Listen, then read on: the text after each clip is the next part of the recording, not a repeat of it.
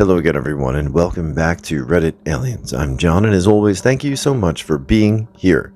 Serious topic. Let's do it. What is something going on in the world right now that's very serious, but not a lot of people are aware of? Please remember to like, share, and subscribe. France is opting to destroy an incredible massive coral reef in Tahiti, a whole ecosystem that takes so much time for marine life to develop, to build an aluminum judge tower for the 2024 Olympics. I think this is disgraceful. Microplastic covering every inch of the planet. It was found in breast milk too. 9 years after the Yazidi genocide, there are still thousands of Yazidi girls missing and enslaved. The Yemeni Civil War, a war since 2014 with lots of bloodshed, almost 400,000 dead, a crazy amount of superpowers and organizations involved from Iran, Saudi Arabia, Al-Qaeda, and North Korea to the United States, France, and Great Britain, with major economic and geopolitical ramifications at hand. The United Nations estimated 21.6 million people in the region need humanitarian assistance. It's crazy how underreported and largely unknown it is. There's ethnic cleansing happening in Darfur, Sudan. Lots of Native American girls and women are going missing en masse, both in the US and Canada, and there doesn't seem to be any major effort from the government to figure out why. Antibiotic resistance. It genuinely scares me how there's people dying every year from being infected by superbugs, having to let them die from a sepsis, as there's no effective antibiotics for them. And it'll only get worse. People just keep taking antibiotics without respecting the recommended dose as if they're sweets. More and more people are suffering from chronic fatigue syndrome. Pedophile rings are using AI to create child abuse images, and they're getting the original photos off unsecured social media accounts of parents that post photos of their children. The first defense case of a real child wasn't harmed, so it can't be prosecuted, is happening in New York State, I believe. Moral of the story, make your accounts private, unfriend strangers, and stop sharing photos of your children at every opportunity. Imagine sitting next to a stranger on a bus and watching them open their phone to a photo of your child. The Pariah diving incident in Trinidad and Tobago. A few months ago, a team of 5 maintenance divers were in an airlocked chamber fixing an oil rig pipe when something let go and all 5 of the men were pulled into the pipe. Only one worker made it out. The survivor's name is Chris, and he was at the least injured out of the crew. He promised he would attempt to make it to the surface and get help. He crawled and swam through oil, water, and fumes. Along the way, Chris managed to find 2 oxygen tanks that had become dislodged from the workers. That's the only reason he was able to make it out. The others were trapped inside of the pipe for 2 days. Rescue teams were aware they were there. A team even went down and knocked on the pipe to determine the remaining crew's location. One of the trapped members eventually knocked back, and the rescuer who heard the knocking relayed the information that, yes, there was definitely someone alive back to the surface team. The rescue was called off shortly after Pariah because it would have wasted too much money, and they only have a few hours of oxygen anyway. The last person inside the pipe to die had made it 2 days, not only a few hours, and died stuck behind the body of his coworker, while also suffering a broken foot in pitch-black darkness, while having no other option but to breathe in fumes from the oil, which caused intense burning inside all the crew members' bodies. This should have been a larger story, and people should be absolutely beside themselves at the fact that Pariah made the decision to ignore the remaining 4 men and wait for them to die. But the story got pushed way aside because the story of rich people in the submarine made bigger headlines. YouTube has the full interview with Chris after the incident, and it has all of the recordings of what happened. One of the men even caught the moment where they'd landed inside the pipe, and Chris asks everyone their location to him and if they're okay. Well, mark me down as another person who never heard of this, so I'm gonna look into it, and if that's the case, then that's terrible. Oof. Foreign entities buying up water rights in the USA. Clean, sustainable water sources are being bought and controlled by corporations. Public utilities won't exist. Whoever has the money will get the water. It won't be the farmer. The U.S. education problem is far deeper than most people realize. I'm a member of multiple organizations attempting to address it, but Basically, there's a huge emerging problem where the top 15 to 20% of Americans in red states are sending their kids to private schools, boarding schools, and even building public schools that serve specific neighborhoods and areas that are extremely well funded, while most other schools are flat broke. In one area we looked at, we could show that one public school had a median household income of about 380K for the students, there, while another in the same district had a median income of less than 30K per year. The simple solution would be to mix the students, but the parents at the rich school were obviously opposed and would simply vote out any school board member who would agree to that plan. Beside that problem, the schools in more urban areas of the US have crazy access to technology compared to those who are in rural areas. If you look at Memphis, Tennessee, which has incredibly low income, stereotypical rough schools with gang problems and issues with student engagement, they are all still very well equipped with technology at school. The students aren't provided a bunch of technology to take home though, because there's a problem with theft, and lots of times it's not the students, but rather it makes them a target to carry a tablet or Chromebook home with them. Contrast that with a rural school on the other side of Tennessee, where you can find that some areas lack access to reliable internet outside of school. If you look at Rowan or Loudon, you can find lots of students who don't have access to internet at home. Their parents are rural or stereotypically Appalachian, and poverty and lack of access are confounding factors. This isn't limited to Tennessee, but I'm using them as an example because they are a relatively small state with lots of educational resources thanks to the education lottery, and they still struggle. The net effect is that we're developing three classes of people in the US right now. 1. The educated elite, who are learning software engineering and medical sciences in grades 1 through 5. They take reading and college education as a given and get tablets and technology tools in kindergarten. These schools will boast a 100% college acceptance rate and 90+% scholarship rates for their students. 2. The educated middle class, who have access to decent tools and are getting prepped for jobs and or military service. I would say these kids are the ones who will be going to college or into trades and will do okay. At these schools, about 50 to 75% of students are college or workforce ready at graduation. Their schools teach trades and have some access to technology, but can go underfunded. 3. The rural American poor. In one school where I met with a bunch of 10th graders, 9 to 10 boys said they were going to be basketball stars in rural effing Iowa. These schools have limited access to technology, tend to be so poor they are on 100% free lunch program for kids, and you'll see that as soon as legally able, students will drop out.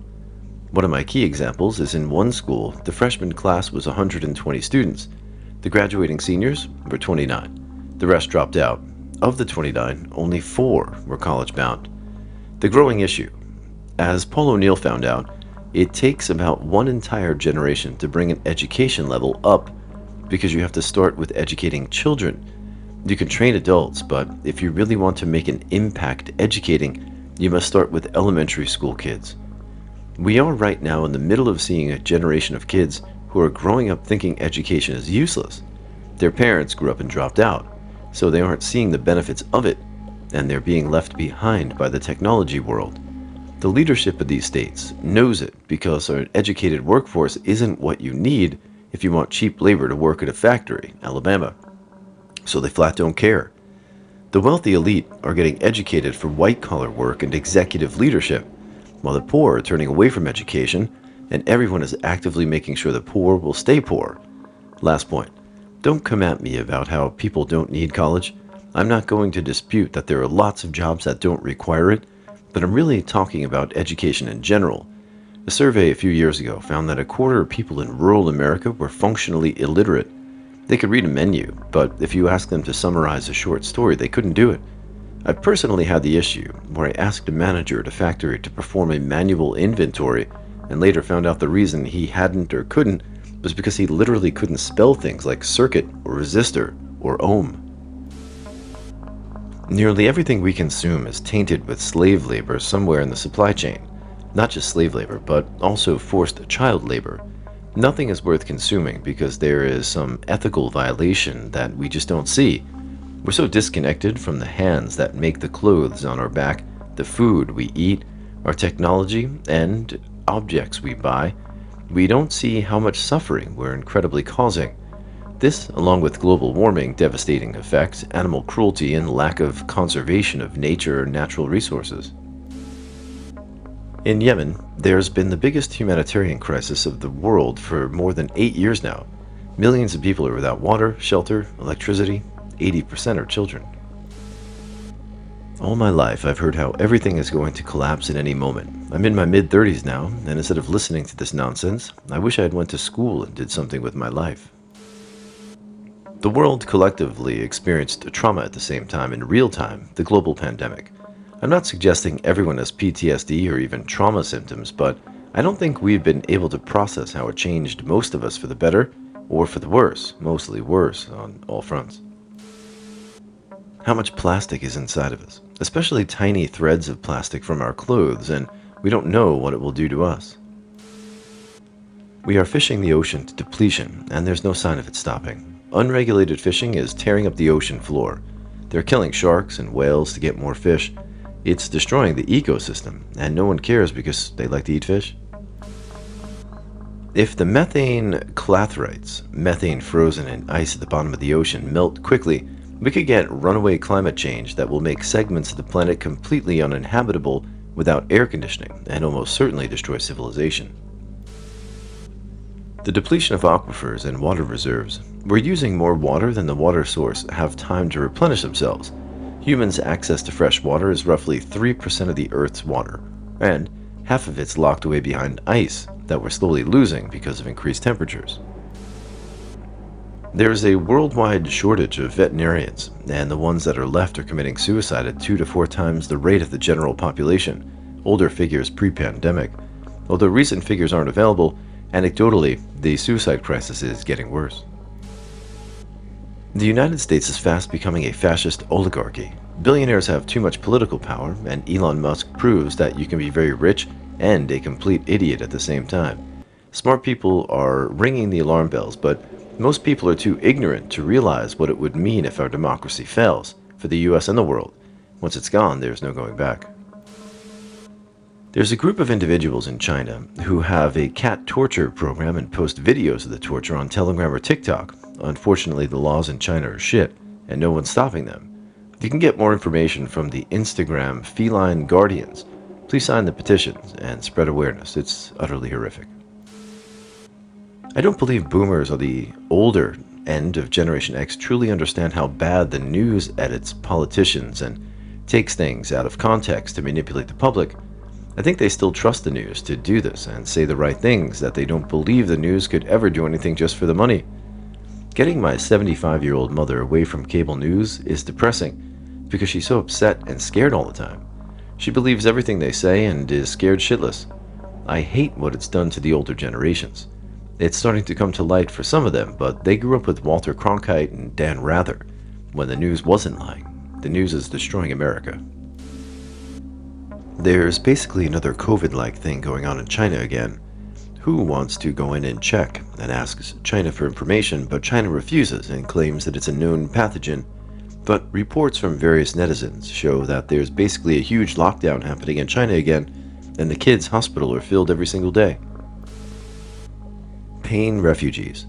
Patients that are a high level of chronic daily pain that have made the hard decision to take opiates just so that they can function and take care of their families, and being turned away by their doctors and pharmacies because the DEA and its war on drugs.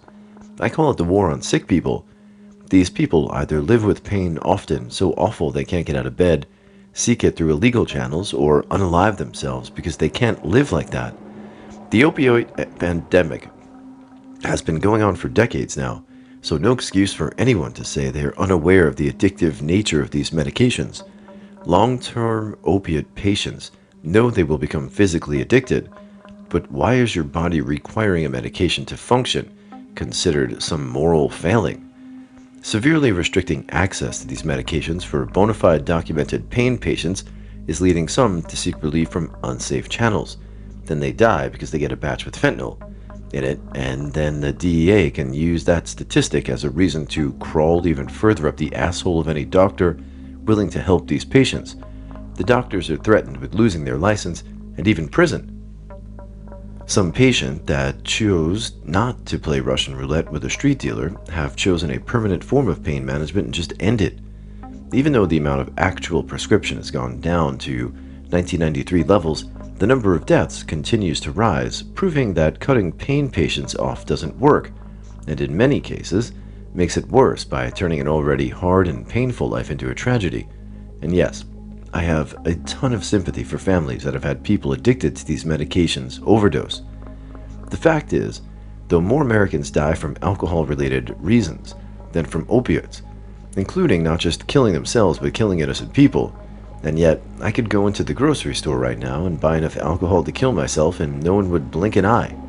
In fact, they will put the beer I might drink into a patriotic emotional commercial complete with dogs, horses, old people, the flag, etc. These drugs are practically celebrated. Why not the war on alcohol? A whole bunch of stuff in China. 90% of all of China's fresh water sources are contaminated to the point of no return and are undrinkable.